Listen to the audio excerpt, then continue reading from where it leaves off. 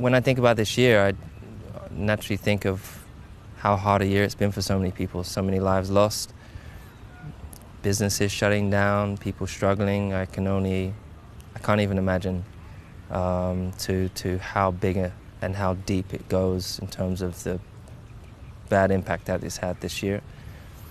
I feel incredibly fortunate and grateful that we got to work, that there have been positives to take from the year, and yes, the racing season was consistent and strong, and records we broke, and but I'd say things that I'm most proud of is like the team during the initial phase of the pandemic. They united and started helping the NHS in trying to save lives. I think for me, that's a huge accomplishment and a true showing of real caring people. To make history with the team, I think it's my 8th year with the team. It's the longest stint that I've had with a team, and it's just incredible. It's incredible that we have just gone leaps and bounds.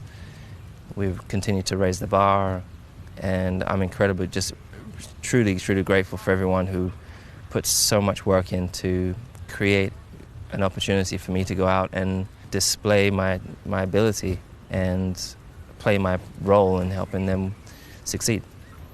It was an amazing race. I mean, I remember the weekend, just the track feeling terrible to drive for all of us. We couldn't get the tires working. Everyone was sliding around. It was the slipperiest surface that we'd ever been on because the tire wasn't working with the track. It was like driving around just on cold tires. It was really strange. And then the actual race itself, obviously we weren't quick in qualifying. We struggled. We didn't really know how we were going to do in the race. Some corners were completely, wet. Some corners were damp. Some corners were one wheel's worth was dry. And navigating through the lap, it was awesome. And then 3 laps at the end, all of a sudden realizing, oh my God, there's 3 laps. If I finish this off, I'm going to be 7-time world champion. That was mind-blowing, that experience. Couldn't believe that it's happened after years and years and years of questioning and potentially doubting and not sure whether it's going to happen, and flipping that negativity into positivity each time, back and forth, but never knowing if it's really going to work. And then I made it. So it was a real confirmation of that belief that I'd had in myself for a long time. Things that have helped me this year, I'll probably say the amazing support from the fans has really got me through, seeing the constant uplifting messages. There's been an empty feeling when the fans haven't been there. Formula One is just not the same when you come down the pit straight and you see the fans there normally. And now you come around there and there's no one there. It's just not the same. It's lost the spirit, I think. The spirit is the people and the fans, and I've really, really missed that this year. The energy that you get, that you guys give. I don't think people realize just how unbelievable that the light and the energy you guys have and you project. It's electrifying, and it's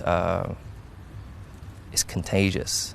And yeah, this year we've not had that, so I had to try and substitute it with something else that's not as good. But I really hope that next year, I hope this thing gets out of our way before as soon as possible, so we can get back to coming together, going to festivals, doing the races, and coming together and being in a positive bubble, Yeah, the W11 has been every year it's a piece of art, and it's a masterpiece designed to perfection by a large group of people. But every time we get that masterpiece, I have to go out and, of course, have it with it and find its limitations, find places that it's unhappy to go to, and figure out why, and communicate that with a group of people that I work with to figure out how we can get it to go further, to extend, to go longer, to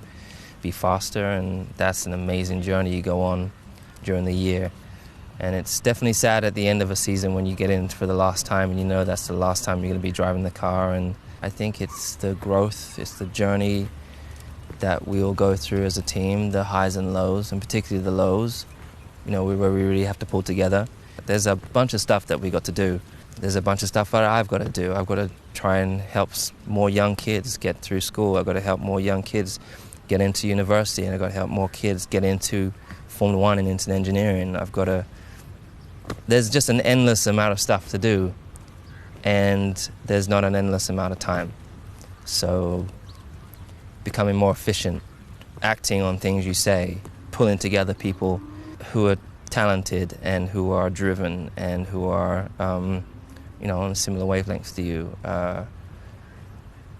pull them together and utilizing, getting people working. That's what I'm driven to do. I think it's been important this year, to speak out and not stay silent, particularly when there's so many issues around the world, and a lot of us feel like we are made to stay silent or have to stay silent because that's what people expect, or that's what the system wants you to do. So I think it's been an empowering year in freeing myself and being open to speak, and I think hopefully encourage other people to do the same. Hamilton Straight, I mean, what an honor, and I am so grateful to the BRDC to be honored like this, and knowing that they haven't done that with any other driver, really. Yeah, just to have a Hamilton Straight. So even if my life ends tomorrow, the Hamilton name will always be there, which is really, I feel like I've got my granddad's name there, and that's a really proud thing for me. I don't really remind myself of my dreams. I kind of just at the beginning of the year jot down the things that I want to do and aspirations, and 1 to 10. And then when I get to the track at the start of the season, I have a book and I write at the beginning what my goal is, and I never look at it again. And then at the end of the year, I come back and write whether I reached that goal.